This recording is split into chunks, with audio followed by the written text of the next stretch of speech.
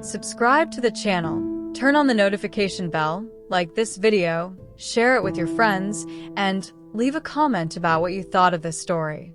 I promise you, what you're about to hear will surprise you, and it just might change the way you see love, loyalty, and betrayal.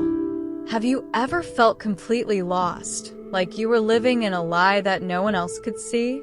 I was married, with an incredible man by my side, or at least that's what I thought, until the moment the lies began to pile up and my reality started to crumble. A story of betrayal, forbidden desires, and choices that changed my life forever. But perhaps the most surprising part is how a single decision made me want to forget everything I thought I knew about love, loyalty, and marriage. What I went through is more common than you might think, and chances are you've either experienced it yourself or know someone who has. A seemingly perfect marriage that, over time, began to unravel until it became an emotional prison.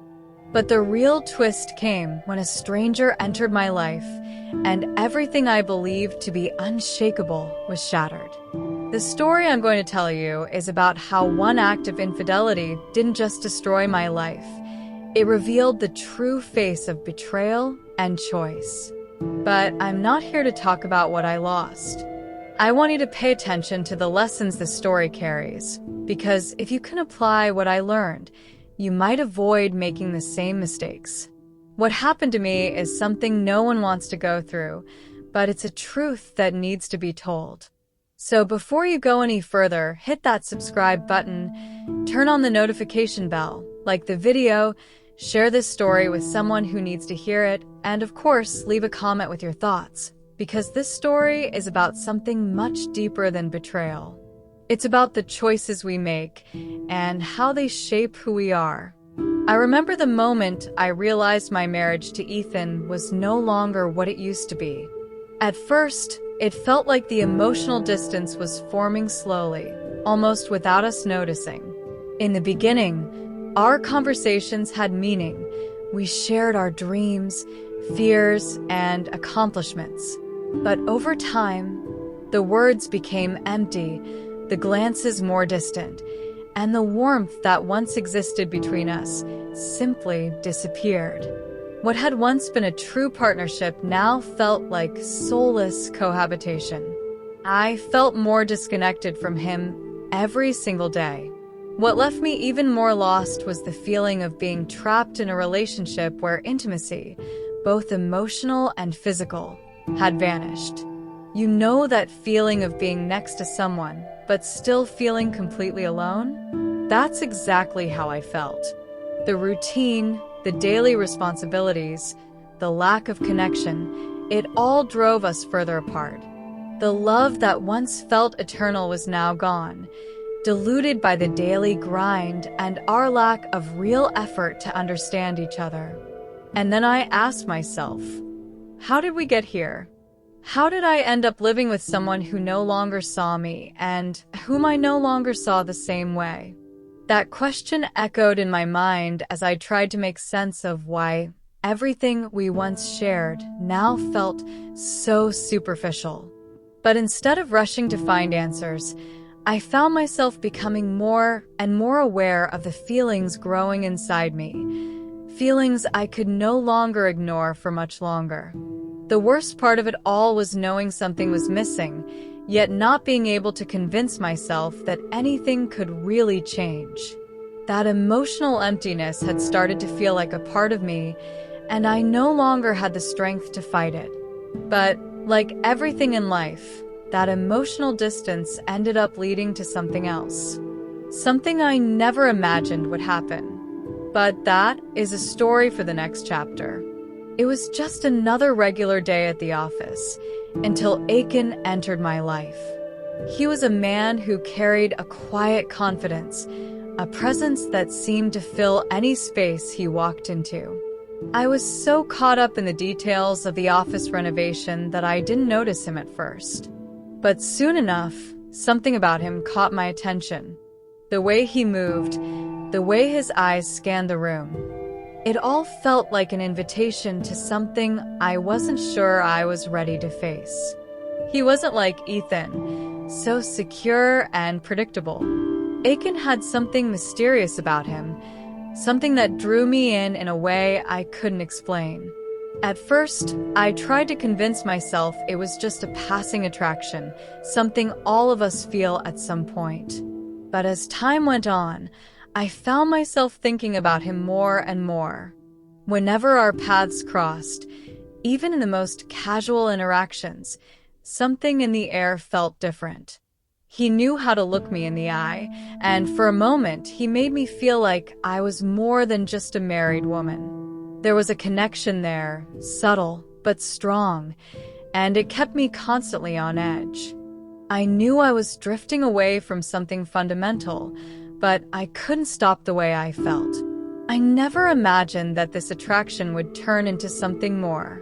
But as the days went by and our conversations became more frequent, something inside me began to open up. It was like he was the key to a feeling I thought I had lost forever. He made me feel alive again, like I was more than just a wife. Aiken seemed to notice the little things that everyone else missed, and that put me in an emotional dilemma I didn't know how to handle. I found myself in a silent war. I knew my marriage was drifting apart, but I also knew this new feeling might be a mistake. Still, there was something about Aiken that I could no longer ignore. Every look, every word exchanged between us made me question my own loyalty. But the only thing I knew for sure was that somehow I was losing myself, and that loss was only growing. Little by little, my interactions with Aiken became more intense. At first, we were just co-workers, exchanging superficial words and trying to keep things professional. But, like many things in life, what starts small can quickly spiral into something uncontrollable. Our conversations began extending beyond work hours. Our meetings became more frequent, and the line between what was acceptable and what wasn't started to blur. Every conversation, every exchanged glance, was charged with a tension I could no longer ignore. The worst part was that I knew exactly what was happening. I knew I was crossing a line I should never have approached. But with every meeting, with every smile from Aiken, I felt myself getting closer and closer to something I didn't have the courage to admit. I was falling for him, or maybe just fooling myself, but either way, I couldn't stop. There is something dangerous about this attraction, something that made me want more, something I couldn't control. Even knowing that everything we were doing was wrong, the temptation to be with him was undeniable. I didn't want to deceive myself. I knew I was taking a risk. But there was something irresistible about Aiken, a force that pulled me toward him, pulled me into this world of emotions that were becoming more and more intense. I started to realize that what had started as a simple friendship was turning into a storm. I wasn't just curious or intrigued anymore. I was fully involved, body and soul, in something that left me desperate and, at the same time, exhilarated. The feeling of doing something wrong gave me a kind of bitter pleasure. The adrenaline of hiding everything from Ethan, the feeling of being someone else when I was with Aiken, all of that mixed with a crushing guilt. But the truth was, I was losing control. What began as casual, harmless words had become something dangerous, something I knew could destroy everything. Deep down, I knew what I was living was an illusion. But at the same time, it was the only thing that made me feel alive. And so, I kept sinking deeper. That's when something unexpected happened. A simple text from Aiken, a message so small, became the catalyst for something much bigger. I remember exactly what he wrote. "I can't stop thinking about you." Something so simple, and yet so deep. My heart raced, and a mix of anxiety and excitement took over me. The text seemed harmless, but somehow, it pulled me into an emotional spiral that I knew would be difficult to control. Soon, the messages became more frequent. I found myself waiting for my phone, my anxiety rising with every notification. Every exchange of words seemed to take me to a deeper, more dangerous place. The worst part was that, as guilty as I felt, I couldn't stop feeling alive again. It was as if that simple contact had pulled me out of the numbness my marriage had fallen into. I was trading a monotonous reality for a risky fantasy, and I knew it. And then the dilemma started to grow inside me. How could I keep doing this? How could I look Ethan in the eyes, knowing I was exchanging messages with another man, allowing myself to be emotionally involved with him? I was breaking something inside me, but I couldn't stop. What I was doing was more than wrong. I was betraying myself in ways I never thought I was capable of. And every message from Aiken only deepened the feeling that I was sinking into something from which there was no return. I found myself on the edge of a cliff, and that text had been the push that made me fall. I knew I was dealing with something dangerous, something that could destroy what was still left. But instead of pulling away, I felt increasingly drawn in. With every new message, every new text, I drifted further and further from what should have been my reality. And in those moments, all I wanted was to keep going. And that, I knew, would lead to an unexpected turning point. It was when Aiken invited me to lunch that I realized I was on dangerous ground. At first, our meetings in public places were trivial, simple encounters during the office renovation. But that invitation changed everything. He suggested a quiet spot by a river where we could talk without any rush. I hesitated. I knew crossing that line meant entering something I could no longer control. But at the same time, something inside me craved that transgression. There was such an irresistible pull, a mix of fear and desire, that made me say yes, even knowing how risky it was. When we met, the setting felt perfect, calm and secluded. The sound of the flowing water was like a soft melody, and the sunlight on our faces seemed to wrap around us in a kind of magic. We were alone, in a private place, and the chemistry between us was impossible to ignore. But at the same time, a sense of guilt gnawed at me. I hadn't crossed any physical line, but the emotional tension between us was undeniable. The connection grew stronger with every glance, every word spoken. I knew this wasn't just friendship, and the lack of a physical boundary made it all feel even more real. The conversation flowed like we'd done this 1,000 times before. We talked about our lives, our desires, what truly made us feel alive. I never imagined that such a simple conversation could become so intimate. There was something about Aiken that made me feel wanted, understood, and that left me torn between right and wrong. We weren't touching, but our words and gestures said everything. And that's when I realized that, in some way, I had already crossed the line of reason. The worst part was that, deep down, I didn't want to turn back. What terrified me the most was the feeling of being in a dangerous dance, where every step we took together led us deeper into that emotional abyss. We hadn't touched each other physically, but something in my mind told me there was no turning back. It was as if our words and glances had already sealed a fate I knew would be hard to undo. I was emotionally committed, and that terrified me more than anything else. What would come next, I didn't know, but I knew it would be an irreversible turning point. I knew something was wrong, but nothing could have prepared me for the moment Ethan found out the truth. It all happened so suddenly, so impersonally. He found my second phone, which was already a clear sign that something was off. The first time he held it in his hands, I saw a different look on his face, a look that blended suspicion with disappointment. He didn't say anything at the time, but I knew he had already started putting the pieces together. And in that moment, the weight of my betrayal came crashing down on me like dead weight. When he finally confronted me, his calmness was what scared me the most.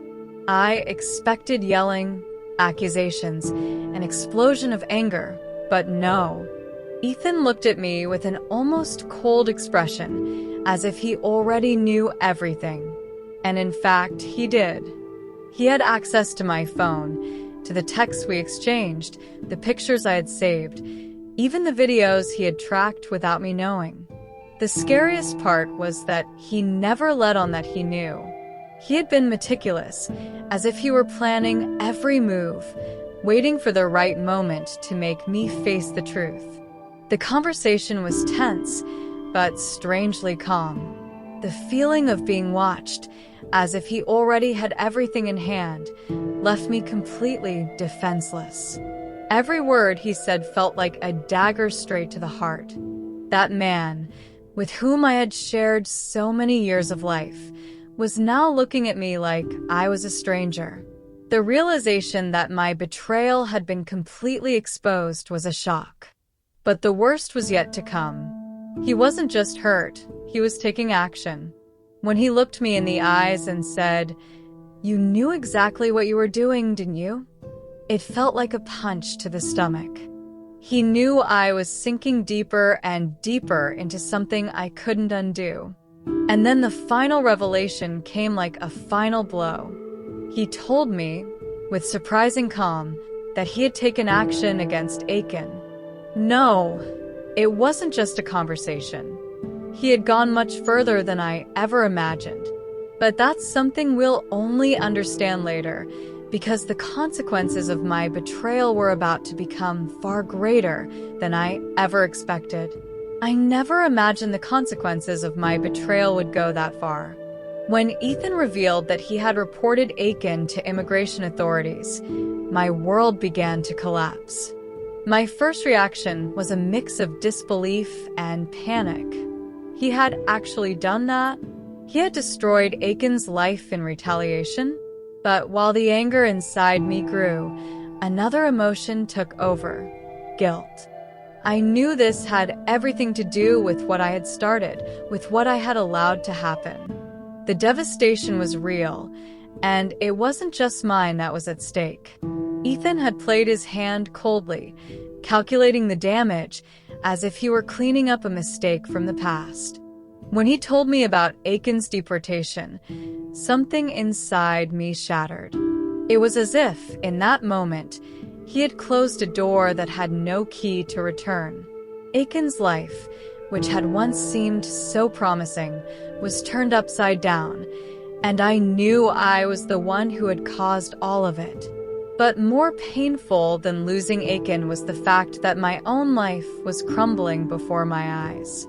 I had dug a deep hole, and now I was witnessing the consequences of what I had done. Ethan's retaliation was a deep emotional blow, not just for Aiken, but for me as well. He hadn't only broken me emotionally, he made me see the price of my betrayal in a way I never imagined.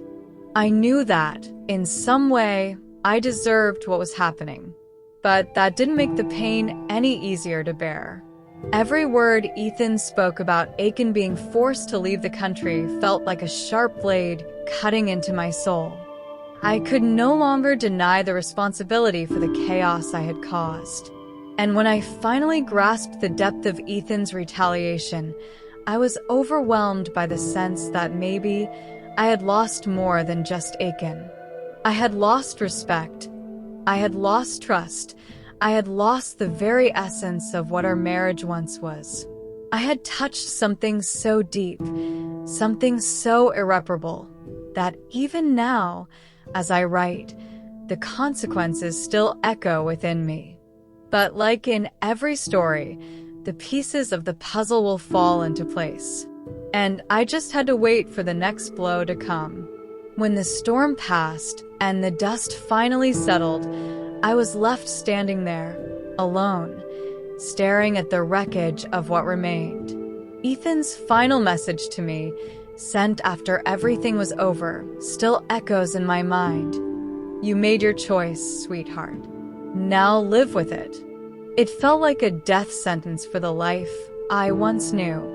The words were simple, direct, but carried the weight of all the destruction he had caused, and, in a way, of all the destruction I had caused. His coldness hit me like a block of ice, and I realized that no matter what happened from that point on, there was no going back. I felt completely empty, as if I had been ripped away from the very ground I stood on. The consequences of my betrayal, of my search for something that seemed more exciting than reality, had become real and unbearable. I hadn't just lost Aiken, I had destroyed what remained of my marriage. Ethan's words kept playing over and over in my mind like an endless echo as I tried to process everything that had happened. The emotional void that followed was immense, and like an iceberg, it spread into every corner of my life. I was trapped in a prison of my own making. The pain of loss and loneliness hit me hard, and the guilt was almost tangible. I had everything, or at least I thought I did, until the pursuit of something forbidden led me to a place of irreversible devastation. Ethan, in his coldness, had already abandoned me in a silent way, and now I had to face the consequences of my own mistake. Life felt completely upside down, and I knew the road back would be long, if there even was one. But at the same time, something inside me began to awaken. A sense that I was finally starting to understand the weight of the choices I had made, everything I had allowed to happen. I was living in the aftermath of a poor decision, and I knew the only way to find meaning in this chaos was to rebuild everything from the ground up. But what did I truly want to rebuild? That question haunted me as I found myself trapped in the whirlwind of a story that seemed to have no end. Have you ever stopped to think about the power of your choices? Every decision we make, whether big or small, can change the course of our lives. The betrayal I experienced wasn't just a breach of trust. It was a lesson in how easily the heart can be deceived, how emotions can blind us to the truth that's right in front of us. And you? Are you about to make choices that could change everything for you too? So now I ask, what are you willing to lose to avoid repeating the same mistakes I made? I learned the hard way that to avoid the pain of regret, you must be honest with yourself and with those by your side. What happened to me could happen to anyone, but now it's time for you to act. Don't wait until you're forced to rebuild everything from scratch. Reflect on your choices now and start changing your life for the better. If you felt touched by this story, if something inside you was stirred, subscribe to the channel so you can keep learning how to make wiser decisions and avoid the same mistakes that can destroy your life. Turn on notifications so you don't miss any important content. Share this video with someone you believe needs to hear this message too, and leave your comment below. I want to know what you think about all this. What will you choose from now on?